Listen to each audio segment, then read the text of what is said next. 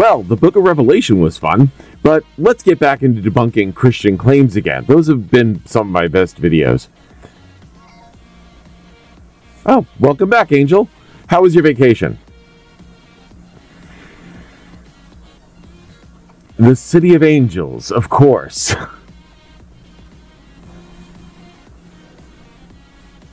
Sounds good to me. Let's get going. Hey everyone, it's time to dive into something massive. Something massive? Like what? His ego?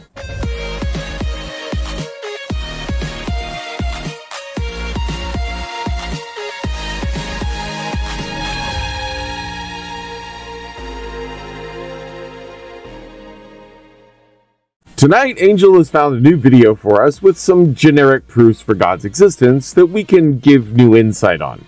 The author went through an AI-generated voiceover, so there are some errors in the way it spoke when I was watching it. It was actually a bit hard to listen to, but I digress. Anyway, let's get into this. So, what does this AI-generated evidence machine have to say?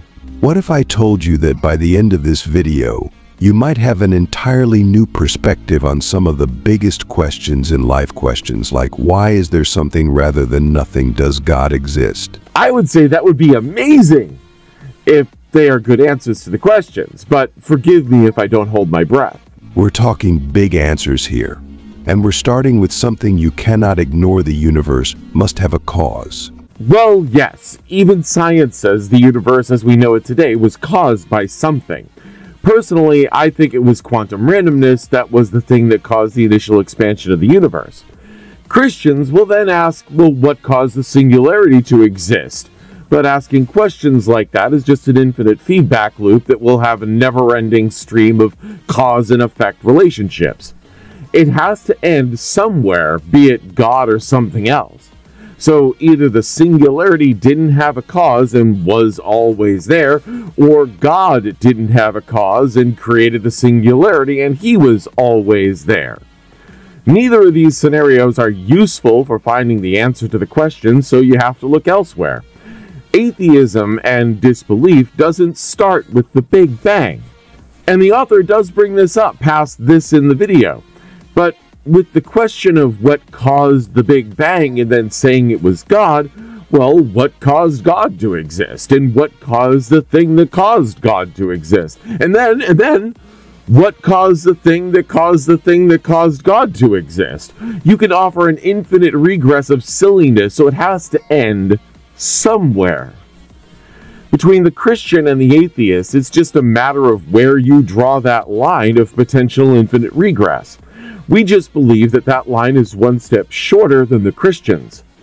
The general arguments you hear from this stem from the assumption that the initial singularity never existed, and thus for it to be there to expand it had to be outside of space-time.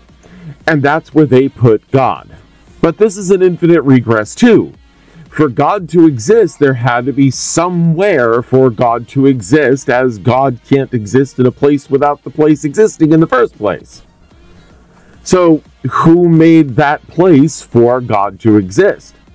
It's a stupid claim and a likewise stupid response all the way down, so the conversation serves no real purpose. Regardless of what either the theist or the atheist think, we can't truly know because we can't see that far back and we can only see this reality. So to understand if a God exists or not, we have to go off the evidence that we can gather. The existence of the universe is bad evidence for both sides since we also have nothing to compare it to. Couldn't it just be some random force of nature? Well, that's where we're going next, because the next proof is going to blow your mind. Is this going to be the fine-tuning argument? This feels like a setup for the fine-tuning argument. So stick around because we're just getting started. Oh, I'm sure you are. Let's see what you got, Mr. AI voice in my head. Design demands a designer and life demands a life giver. Oh, not fine-tuning.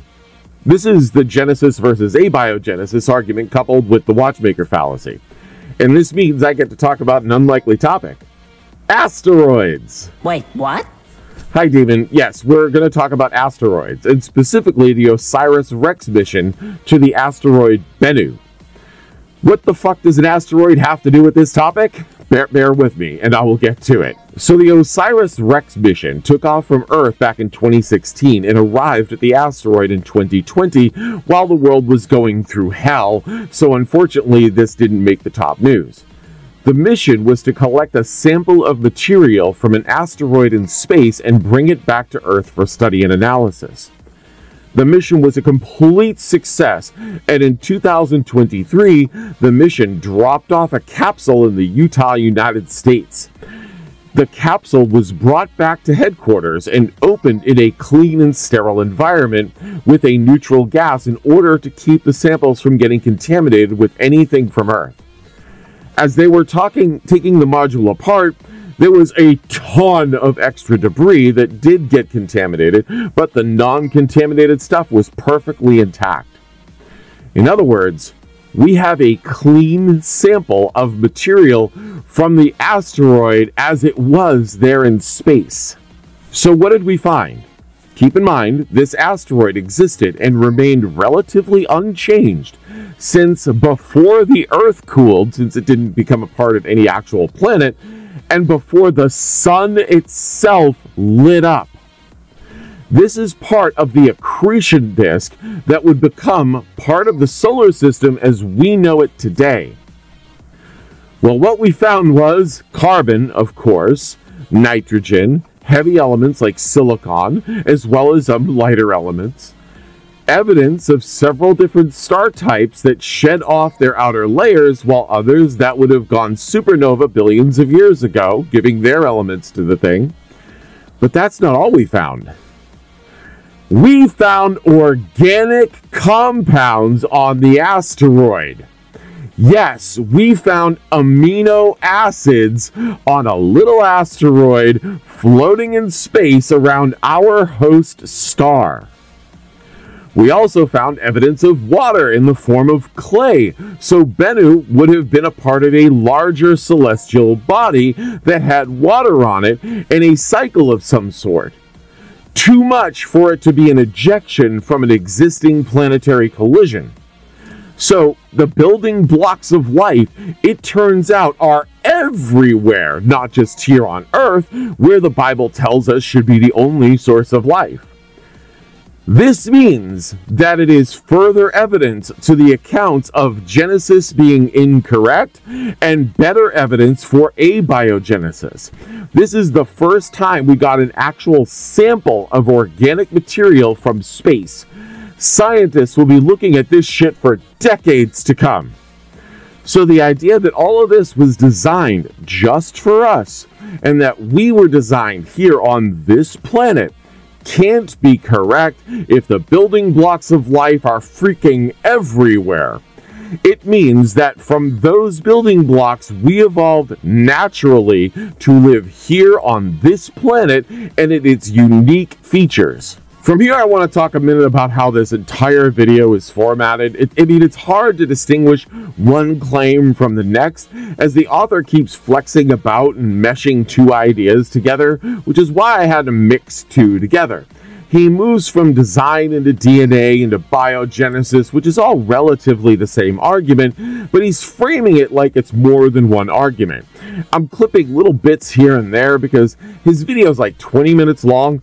The next one is one we've gone over before, again in two dedicated videos already, but he bends this one to include other arguments too. Just watch this clip. You see, if there is a God, then the very things that make us human, our morals, our ability to reason, and even our free will should point us toward him. So objective morality and free will. Free will is a different topic, as both Christianity, well, unless you're a determinist, but free will is an argument for or against Christianity, since both sides have deterministic arguments and free will arguments. We can get into that in a later video, so I'll narrow down this to morality. And that's exactly what we're going to explore next.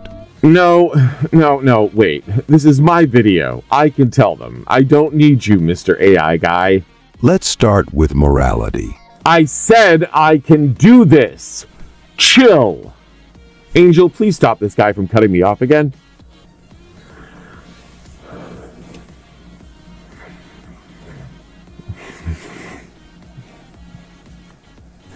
True, true. Thank you, Angel. Okay, well, let him out a little bit so he can just give that little clip. Have you ever wondered why certain actions just feel wrong? Whether it's stealing, lying, or hurting someone, there are some things that almost everyone agrees are morally wrong. Oh, oh yes, but morality. He's talking about objective moral laws and that they have to come from a moral law writer. To refute this is to make any moral law and turn it gray. Then it can't always be the case, and thus must be subjective and not a law. My go-to example of this is the starving family and the rich merchant. A man is out of work, homeless, and living out of a cave in the woods with his wife and children. He's trying to get work, but no one will hire him. So he begs for money every day to afford to buy food for his family. He gets sick and can't go out to beg. When he finally does, no one gives him money. He's at the point his family is starving to death and they haven't eaten in days. On the way home, he passes by a market. Out of desperation, he steals some food from an otherwise wealthy merchant and feeds his family. Now, was that a moral action or an immoral action? It depends on the perspective of the individual. From the father's point of view, they are performing a moral act of feeding his family and doing what he needs to in order to prevent harm to them. From the merchant's perspective, he just lost money as the food was not paid for, an immoral action. So can an immoral action be done for a moral reason? If yes, does that make the immoral action moral? And if not, does that make the moral action immoral? One or the other would have to be the case and would suggest there is a situation where either stealing is moral or feeding your starving child and family is immoral. This is the kind of situation you put yourself in when you start making morality black and white instead of having shades of gray. Morals are not black and white. But murder is always wrong, right? Is it always, though? In war, you are fighting against an enemy and you could end up killing them. But the individual you are shooting at is not the one who declared war on you. And you didn't declare war on that individual. And yet we don't call that murder. Why not? It's war and it's still killing. Each from the other's perspective is doing a justified killing, right? But that's just it. It's from the other's perspective. If both of you see it as your shot as justified and the other not, is that shooting a moral or immoral act? So morality is subjective to the individual and can be relative to who it is on the receiving end of the action at hand. In general, people don't rush out into things saying, I'm going to commit evil today, even though their actions may seem as immoral from the person on the other end. So there aren't any true moral laws, just moral guidelines. Now, before we wrap up, I want to take a moment to reflect on everything we've discussed so far. Sure, let's. And let's be honest, everything in this video today has been things we've discussed previously, like we mentioned earlier at the start. It's nothing really new, but what I want to do from here is talk about how videos like this are put together. Sure, the person that wrote the script for this video took time and effort, and even though for time constraints we didn't feature most of their video, but I want you to think about how they sounded. Warm, comforting voices, soft, relaxing tones, and an angelic background music that the video angel absolutely adores. I have to listen to it from the other room like all day. Anyway, more than once I have featured a video where the writer or speaker put music in the background in an effort to make you feel more comfortable and calm.